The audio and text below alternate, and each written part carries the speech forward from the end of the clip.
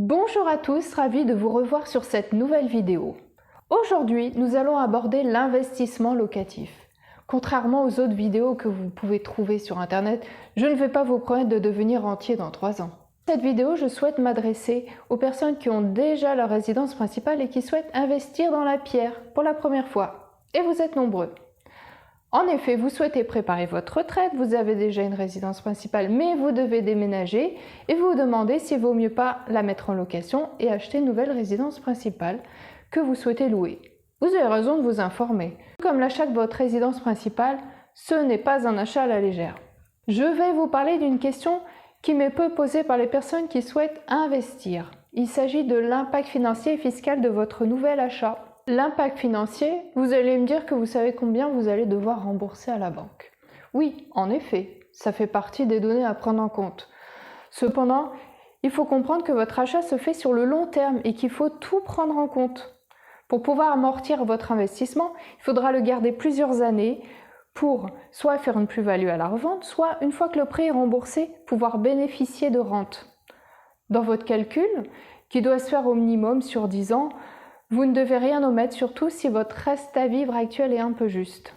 Le constat que je vois souvent est un calcul simple.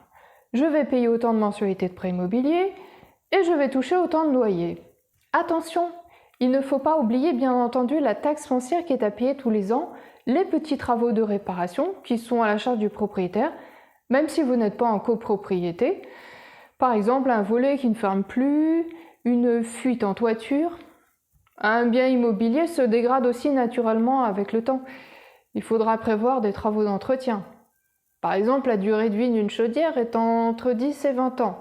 Il y a des chances pour que vous soyez obligé de la changer un jour. Si vous n'êtes pas sur place, vous allez peut-être devoir faire appel à de la gestion locative, en plus de frais de recherche de locataires, de rédaction de bail, de rédaction d'état des lieux. Selon le marché sur lequel se situe votre bien, vous allez peut-être avoir de la vacance locative. Les logements étudiants risquent d'être vacants en été.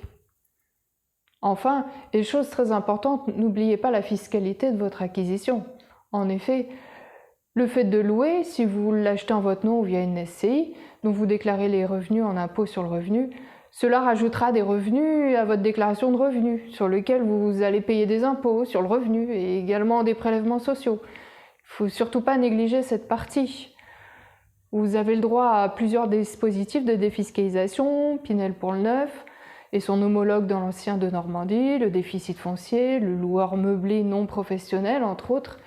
Chaque dispositif a ses avantages et ses inconvénients, mais il y a de fortes chances que vous soyez obligé de rajouter chaque mois de l'argent. Avec un Pinel, il est rare que les loyers et les baisses d'impôts compensent les frais. Il faudra prévoir un effort mensuel financier.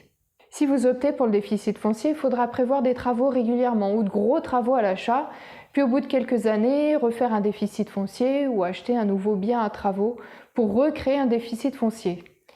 Il faut pour cela être bien entouré par des professionnels, aimer les travaux, savoir se projeter dans un bien à rénover. Si vous ne dépassez pas 15 000 € de revenus locatifs bruts, vous avez un abattement de 30%, mais les 70% restants, vous devez payer des impôts sur le revenu et des prélèvements sociaux. La mécanique est la même si vous souhaitez faire du logement meublé. Maintenant que vous savez qu'il ne faut pas négliger les dépenses de conservation et la fiscalité, je ne peux que vous inviter à vous lancer.